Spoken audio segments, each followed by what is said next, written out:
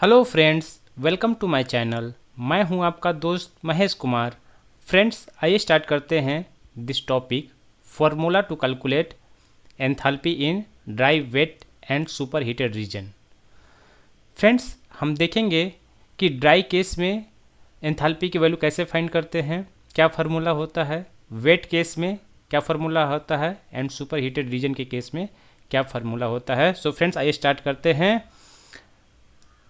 This is the TS diagram. हम एक draw करते हैं। ओके फ्रेंड्स, तो यह क्या हो जाएगा, TS diagram is something coming like this, ऐसा आता है। यह क्या होता है फ्रेंड, सैचुरेटेड लिक्विड लाइन होता है, सैचुरेटेड वेपर लाइन होता है। यह इसके इधर क्या कौन सा रीजन होता है, सब कूल्ड रीजन होता है, सब कूल्ड रीजन। एंड इसकी इधर कौन सा रीजन होता है, super heated. Okay, super heated. यह क्या है, बेसिक है। जहाँ पे दोनों मिलता है यह क्या हो गया, क्रिटिकल पॉइंट हो गया। नाउ फ्रेंड्स, अगर कोई प्रोसेस है, प्रोसेस 1 to 2, फर्स्ट हम क्या बात कर रहे हैं, ड्राई के लिए। अगर ड्राई कहाँ पे होगा, ड्राई पॉइंट कहाँ पे होगा, अगर हम ड्राई पॉइंट की बात करें तो यहाँ पे क्या होगा फ्रेंड्स, यह सैचुरेटेड वेपर लाइन है, तो यहाँ पर कोई भी पॉइंट लाई करेगा, चाहे यहाँ पर, यह क्या होगा, ड्राई होगा। ओके, तो पॉइंट 2 पर हमें फाइंड करना है कि enthalpy at point 2। Okay, enthalpy at point 2 क्या होगा। फ्रेंड्स, एक चीज़ समझिए कि जो लिक्विड लाइन होता है इसे हम एफ से डिनोट करते हैं एंड सैचुरेटेड वेपर लाइन को जी से डिनोट करते हैं। जब हम चार्ट में वैल्यू देखते हैं, क्या होता है कि हर एक वैल्यू का को हम फाइंड कर सकते हैं by chart. Like steam table है, तो अगर स्टीम का केस है तो हम स्टीम टेबल देखेंगे। रेफ्रिजरेशन का केस है तो कौन सा रेफ्रिजरेंट यूज हुआ है उस केस में उसका चार्ट देखेंगे। ओके, तो अगर हम स्टीम टेबल की बात कर लें तो स्टीम टेबल में क्या होता है, जो पॉइंट यहाँ पर लाई करता है सैचुरेटेड लिक्विड लाइन पर, इसको हम एच एफ से वैल्यू एफ से डिनोट करते हैं। एंड अगर वैल्यू लाई करता है जी पर तो क्या होता है, हमसे जी वहाँ पर डिनोट करते हैं। लाइक हियर, अगर हम एंथैल्पी की बात करें तो एंथैल्पी अगर हमारा इस लाइन पर है, सपोज कीजिए यहाँ पर है या यहाँ पे है या यहाँ पे है, तो क्या करेंगे, हम एच एफ करेंगे। एट विच प्रेशर, सपोज कीजिए कि यह प्रेशर हमारा P1 है, यहाँ पर प्रेशर P2 है, ओके, यहाँ पर प्रेशर P3 है, तो यहाँ पर क्या हो जाएगा, प्रेशर एट P1 HF की वैल्यू दिया रहेगा, प्रेशर एट P2 HF की कुछ वैल्यू दिया रहेगा। ओके, तो यहाँ पर HF की वैल्यू क्या होगा, HF क्या डिनोट करता है, enthalpy at saturated liquid line. Okay, enthalpy at saturated liquid line. Getting friends, similarly Hg क्या बताएगा, एंथैल्पी एट, Hg क्या बताएगा, enthalpy at saturated vapour line for the pressure this one and pressure P2। So different pressure के लिए different value होगा। यह इसलिए बता रहा हूँ फ्रेंड्स, जिससे आपको चार्ट जब देखेंगे या जो वैल्यू दिया रहेगा उसमें आपका कॉन्सेप्ट क्लियर रहेगा, तो आप इजीली जो है प्रॉब्लम को समझ सकते हैं और उसको सॉल्व कर सकते हैं। ठीक है, तो ये एच एफ क्या बताएगा, यहाँ पर सैचुरेटेड लिक्विड लाइन का बताएगा, H G saturated vapour line को बताएगा। सिमिलरली अगर हम एंट्रोपी को कैलकुलेट करेंगे तो मान लीजिए कि हम इस लाइन पर कैलकुलेट कर रहे हैं तो इसे एस एफ से डिनोट करेंगे। अगर हम सैचुरेटेड वेपर लाइन पर कैलकुलेट कर रहे हैं तो हम क्या डिनोट करेंगे, उसे एस जी से डिनोट करेंगे। ओके, नाउ फ्रेंड्स, हमें फाइंड करना है यहाँ पर एट पॉइंट 2 पर। ओके, तो हम क्या कर सकते हैं, इसके दो तरीके हैं। इसके क्या है फ्रेंड्स, दो तरीके हैं। एक क्या हो सकता है, फ्रेंड्स कि डायरेक्टली हम फाइंड कर लें।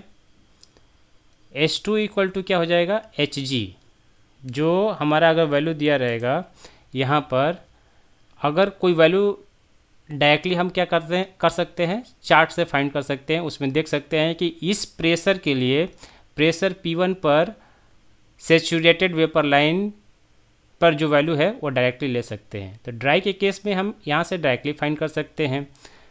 अगर नहीं तो दूसरा केस क्या है कि यहाँ से फाइंड करें और जो वैल्यू आएगी उसको हम ऐड कर दें। तो यह वैल्यू क्या करना होगा, हमें उसमें ऐड करना होगा। तो हम यहाँ पर इस वैल्यू को फाइंड कर लेंगे। कैसे? यहाँ पर देखिए friends, H2 equal to Hg directly हम फाइंड कर सकते हैं बाय द चार्ट देख करके। अगर हम कंडीशन दिया हुआ है कि प्रेशर क्या है, प्रेशर P1 पर हमें यह वैल्यू दिया हुआ है तो हम डायरेक्टली ले सकते हैं। नहीं तो हम कैसे फाइंड कर सकते हैं, H2 इक्वल टू क्या हो जाएगा, जो H1 की वैल्यू है, H1 क्या है यहाँ पर, H1 यहाँ पर देखिए H1 क्या है, अगर यह 0.1 है तो H1 क्या है, सेचुरेटेड लिक्विड लाइन पे है। मीन्स H1 की जो वैल्यू होगा वह क्या होगा, HF के इक्वल होगा। ओके, तो यहाँ से क्या होगा फ्रेंड्स, H1 को हम क्या लिख सकते हैं, H1 इक्वल टू हम HF भी लिख सकते हैं। तो यहाँ से क्या हो जाएगा, HF लिख सकते हैं। और H2 को क्या लिख सकते हैं हम, H2 को Hg लिख सकते हैं, क्योंकि यह ड्राई सेचुरेटेड वेपर लाइन पे है और यह क्या है, सेचुरेटेड लिक्विड लाइन पे है। ओके, तो यहाँ से क्या हो जाएगा, प्लस क्या ले सकते हैं हम, क्या ले सकते हैं, द डिफरेंस कितना है, Hg माइनस Hf, यही तो डिफरेंस है, Hg माइनस Hf ही तो डिफरेंस है। तो इस वैल्यू को हमें ऐड करना होगा। तो Hf plus Hg minus Hf, तो यह वैल्यू क्या होगा फ्रेंड्स, हमें मिलेगा। हम यहाँ से कैलकुलेट कर सकते हैं Hg की या H2 की। ओके, जो डिफरेंस वैल्यू है Hg माइनस Hf को शॉर्ट में हम HFG भी लिखते हैं। ओके, तो यहाँ से क्या हो जाएगा, H2 equal to HF plus HFG। Getting friends? तो यह हो गया आपका ड्राई के केस में। अगर ड्राई है तो हमारा एंथैल्पी की वैल्यू क्या होगा, यह होगा। हम डायरेक्टली फाइंड कर सकते हैं या हम ऐसे कैलकुलेट कर सकते हैं। नाउ फ्रेंड्स, अगर हमारा वेट केस है तो आइए देखते हैं। अगर हमारा वेट रीजन में है, वेट केस का मतलब क्या है कि हमारा पॉइंट जो है वह वेट रीजन में लाई कर रहा है। This is the TS diagram. Hope आपको समझ में आ रहा होगा फ्रेंड्स। अगर आपको अच्छा लग रहा है तो प्लीज़ लाइक करते चलिए। लाइक करने से क्या होगा, हमें भी मोटिवेशन मिलता रहेगा फ्रेंड्स। तो आइए समझते हैं। This is the TS diagram. This is saturated liquid line, saturated vapour line, and यह क्या होगा friends, this is 0.1, this is 0.2। Okay, this point is critical point. मैं ऐसा इसलिए बताता हूँ फ्रेंड्स कि आपको कभी भी कन्फ्यूजन न रहे। Saturated liquid line, saturated vapour line लिखने से आपका जो कॉन्सेप्ट है वह क्लियर होता रहेगा। नाउ फ्रेंड्स, हमें वेट रीजन की बात कर रहे हैं। वेट रीजन की बात कर रहे हैं तो वेट रीजन क्या होता है, वेट रीजन जो है वह 0.1 एंड 0.2 का जो वैल्यू होता है, जो बीच में होता है, वह क्या होता है, वेट रीजन होता है। यहाँ पर क्या होता है फ्रेंड्स, लिक्विड प्लस वेपर होता है, क्योंकि यहाँ से यह ड्राई सेचुरेटेड लिक्विड में आ जाता है, टेम्परेचर राइज नहीं करेगा। तो यहाँ से क्या होगा, केवल फेज चेंज होगा। लेटेंट हीट यहाँ पर वर्क करेगा, लेटेंट हीट, क्योंकि यहाँ पर फेज चेंज हो रहा है। यहाँ पर फुली लिक्विड है और यहाँ पर फुली वेपर में कन्वर्ट हो जाएगा। ओके, नाउ फ्रेंड्स, हमें फाइंड करना है किसी भी पॉइंट पर इसके अंतर्गत जो है, किसी भी पॉइंट पर हमें वैल्यू फाइंड करना है कि यहाँ पर एंथैल्पी क्या होगा। हम चाहते हैं कैलकुलेट करना इस पॉइंट पर एंथैल्पी की वैल्यू क्या होगा। ओके, हो सकता हो फ्रेंड्स मेरा वीडियो थोड़ा सा लंबा हो, बट धैर्य रखिए, क्योंकि यह वेट रीजन है, इसके बाद सुपर हीटेड रीजन होगा। तीनों को एक साथ क्लियर करेंगे तो कॉन्सेप्ट इजीली क्लियर हो जाएगा। थोड़ा सा वीडियो लंबा होगा friends, but please keep patience. Okay, now friends हमें यहाँ से फाइंड करना है एंथैल्पी की वैल्यू एट इन बिटवीन, ठीक है, 1 और 2 के बीच में किसी भी पॉइंट पर, चाहे यहाँ फाइंड कर लीजिए, चाहे यहाँ फाइंड कर लीजिए, यहाँ फाइंड कर लीजिए, किसी भी पॉइंट पर आप फाइंड कर सकते हैं एंथैल्पी की वैल्यू। नाउ फ्रेंड्स मान लीजिए कि यहाँ पर एंथैल्पी की वैल्यू फाइंड करना है, इसके लिए एक और टर्म आता है ड्राइनेस फ्रैक्शन। हमें ड्राइनेस फ्रैक्शन की वैल्यू पता होनी चाहिए, तभी हम फाइंड कर सकते हैं। ओके, ड्राइनेस फ्रैक्शन को हम x से डिनोट करते हैं एंड इसका वैल्यू क्या होता है, यह बताता है फ्रेंड्स कि उस पॉइंट पर कितना परसेंट वेपर है। लाइक सपोज कीजिए कि अगर यहाँ पर अगर हम फाइंड करना चाहते हैं इस पॉइंट पर, तो मान लीजिए कि यहाँ पर ड्राइनेस फ्रैक्शन की वैल्यू x है, तो यह क्या बताता है, mass of vapour upon mass of liquid plus mass of vapour. क्यों? क्योंकि फ्रेंड्स यहाँ पे देखिए, यहाँ पर लिक्विड प्लस वेपर दोनों हैं, तो कितना परसेंट इसमें लिक्विड है, कितना परसेंट वेपर है, तो हमें एक्चुअली परसेंटेज बताता है। सपोज कीजिए कि यह जो है 0.6 है, इट मीन्स इस पॉइंट पर क्या है, 60% जो है वेपर प्रेजेंट है। ओके, 60% वेपर है। तो किसी भी पॉइंट पर अगर हमें ड्राइनेस फ्रैक्शन की वैल्यू पता रहेगा इसमें, तो हम फाइंड कर सकते हैं। सपोज कीजिए यहाँ पर क्या है, 80% जो है 0.8 है, मतलब 80% वेपर है। यहाँ पे क्या होगा, 0.4 है, इट मीन्स यहाँ पर क्या हो सकता है फ्रेंड्स, 40% वेपर है। यहाँ पर 80% है, यहाँ पर 40% है, यहाँ पर 60% वेपर है। ओके, यही आप बताता है ड्राइनेस फ्रैक्शन। नाउ हमें फाइंड करना है enthalpy at this point. Okay, मान लीजिए कोई पॉइंट दे देते हैं, 0.3 दे देते हैं, तो हमें H3 की वैल्यू फाइंड करना है। यहाँ पर क्या होगा, सपोज कीजिए कि यहाँ पर जो ड्राइनेस फ्रैक्शन की वैल्यू है वह x3 है। ओके फ्रेंड्स, तो H3 की वैल्यू क्या होगा, यहाँ पर क्या है, यहाँ पर सैचुरेटेड लिक्विड लाइन है। हम बात जानते हैं फ्रेंड्स कि अगर यहाँ पर कुछ भी रहेगा तो हम F से डिनोट कर सकते हैं, प्लस जो ड्राइनेस फ्रैक्शन की वैल्यू है वो लेंगे और इसका डिफरेंस ले लेंगे।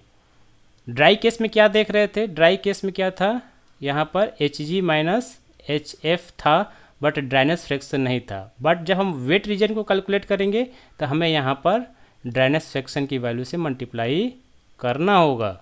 तो H3 की वैल्यू क्या हो जाएगा friends, HF plus x3 dryness fraction at 0.3 into Hg minus HF means value of enthalpy at this point minus value of enthalpy at this point, क्योंकि यही जो बताता है डिफरेंस कितना है इन दोनों में, यही जो है डिफरेंस है, और उसमें उस परसेंटेज का मल्टीप्लाई कर देंगे 0.6 से या 0.4 से या 0.8 से, तो हमें उस पॉइंट पर एंथैल्पी की वैल्यू आ जाएगा। गेटिंग फ्रेंड्स, तो होप आपको यह क्लियर हुआ होगा।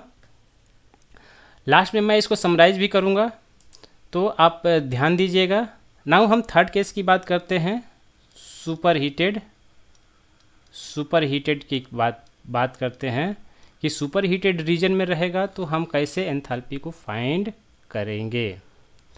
Okay friends, so third case is super heated case. This is the line saturated liquid line, saturated vapour line. ये क्या होगा, 0.1 हो गया, यह लिक्विड है तो इसे F हो गया, यह क्या हो गया, G हो गया। दिस पॉइंट इज टू, हम जानते हैं फ्रेंड्स कि इसके इधर जो भी लिक्विड होगा वह सुपर हीटेड में होगा। Okay, super heated. एंड यह जो है लाइन किसको फॉलो करता है, कांस्टेंट प्रेशर को फॉलो करता है, तो समथिंग जो है यहाँ पर है। ओके, सुपर हीटेड रीजन में कोई पॉइंट है यहाँ पर, लाइक इसे हम 0.3 दे देते हैं, तो यहाँ पर हमें एंथैल्पी की वैल्यू फाइंड करना है। कैसे फाइंड करेंगे, इस केस में क्या है friends, this is the Ts। तो यहाँ पर टेम्परेचर क्या होगा, सपोज कीजिए यह टेम्परेचर T1 है, यहाँ पर क्या होगा, यहाँ पर जो है यह टेम्परेचर T3 है। T1 इक्वल टू T2 हो जाएगा क्योंकि यह सेम टेम्परेचर है। ओके, यहाँ पर टेम्परेचर क्या होगा, T3 होगा। हमें फाइंड करना है enthalpy at point 3, enthalpy at point 3। Getting friends? तो हम कैसे फाइंड करेंगे, एंथैल्पी एट पॉइंट 3 पर H3 की वैल्यू? फ्रेंड्स यहाँ पर देखिए, since this is the constant pressure line, तो यहाँ पर क्या होगा, दिस इज 0.2, दिस इज 0.3, क्या हो जाएगा, हमें Hg तक तो वैल्यू पता है, हम चार्ट्स देख लेंगे, या इस प्रेशर पे क्या होगा, सैचुरेटेड वेपर लाइन पर वैल्यू हमें मिल जाएगा। प्लस या कितना वैल्यू इंक्रीज हो रहा है, यहाँ पर क्या हो जाएगा, दिस Cp वेपर, Cp क्या होता है, Q equal to Cp dt होता है ना, या हम जैसे जनरली बात करते हैं mCp dt, कितना हमने हीट दिया यह बताता है। सिंस हम मास को क्या ले रहे हैं, पर केजी के हिसाब से ले रहे हैं, तो क्या हो जाएगा, यह Cp dt हो जाएगा। Cp dt मीन्स क्या, m into Cp specific heat at constant pressure, this is mass and this is temperature at T3 minus T2। The same thing here, this is Cp of vapour, because liquid है तो liquid का Cp अलग होगा, and जब ये vapour में convert होगा तो इसका अलग होगा। तो Cp वेपर लेंगे हम into temperature at 0.3 minus temperature at 0.2। तो हमें ये वैल्यू ऐड करना होगा, यहाँ से जो इतना वैल्यू हमने दिया है डेल्टा H, इसको हमें ऐड करना पड़ेगा। Okay, at constant pressure equal to constant, so enthalpy equal to equivalent to heat होता है। ओके, सो यहाँ पर यह वैल्यू हम ऐड कर देंगे, क्योंकि यहाँ तक तो पता है दिस इज Hg, तो हमें यहाँ पे ये जो है हमें ऐड करना होगा इतना। ओके, तो यह कितना होता है, Cp vapour T3 minus T2। Getting friends? तो यहाँ से हम एंथैल्पी फाइंड कर सकते हैं सुपर हीटेड रीजन में अगर कोई पॉइंट है तो। Now last I am going to summarise friends कि here this is the Ts diagram, Ts saturated liquid line, saturated vapor line, this is the point. Okay, this is point 1, point 2 and this is the point 3 मान लीजिए, यहाँ पर ये मान लीजिए point 4। हमें find करना है फर्स्ट ड्राई केस। तो ड्राई केस कहाँ पे होगा, या H2 है, तो यहाँ पे क्या हो जाएगा, enthalpy at 0.2 equal to Hg हो जाएगा, क्योंकि यह सैचुरेटेड वेपर लाइन पे है, तो डायरेक्टली हम फाइंड कर सकते हैं या फार्मूला से हम फाइंड कर सकते हैं। ओके, क्योंकि यह प्रेशर लाइन है, तो प्रेशर लाइन पर यहाँ की वैल्यू दिया रहता है और यहाँ पे वैल्यू दिया रहता है चार्ट में। ओके, तो हम डायरेक्ट हम यहाँ से ले सकते हैं। ओके, नाउ अगर वेट केस की बात है, तो वेट केस में क्या होता है फ्रेंड्स, 0.4 की बात करते हैं, तो H4 की वैल्यू क्या होगा, अगर हमें यहाँ पर पता हो ड्राइनेस फ्रैक्शन की वैल्यू, तो हम डायरेक्ट फाइंड कर सकते हैं। कैसे, HF plus X4 into Hg minus HF। Okay, यहाँ पर मैं दो मेथड बताया था फ्रेंड्स, डायरेक्ट ड्राई केस में दो मेथड बताया था, एक तो डायरेक्ट फाइंड कर सकते हैं, दूसरा क्या हो जाएगा, H2 equal to HF plus Hg minus HF। अगर यहाँ पर हम ड्राइनेस फ्रैक्शन की बात करें, तो यहाँ पर ड्राइनेस फ्रैक्शन की वैल्यू क्या होता है, 1 होता है। ओके, यहाँ पे क्या हो जाएगा, ड्राइनेस फ्रैक्शन की वैल्यू 0 होगा, और यहाँ पर जो है ड्राइनेस फ्रैक्शन की जो वैल्यू क्या होता है, 1 होता है, क्योंकि यह फुली वेपर में कन्वर्ट हो जाता है। तो क्या हो जाएगा, अगर हम x की बात करें, तो mass of vapour upon mass of vapour plus liquid, तो यहाँ पर लिक्विड तो 0 हो गया, तो क्या मास ऑफ वेपर क्या हो जाता है, 1 हो जाता है। इसीलिए हम डायरेक्ट लिख सकते हैं HF plus Hg minus HF। Okay, यह क्लियर हो गया। थर्ड क्या हो जाएगा, सुपर हीटेड रीजन।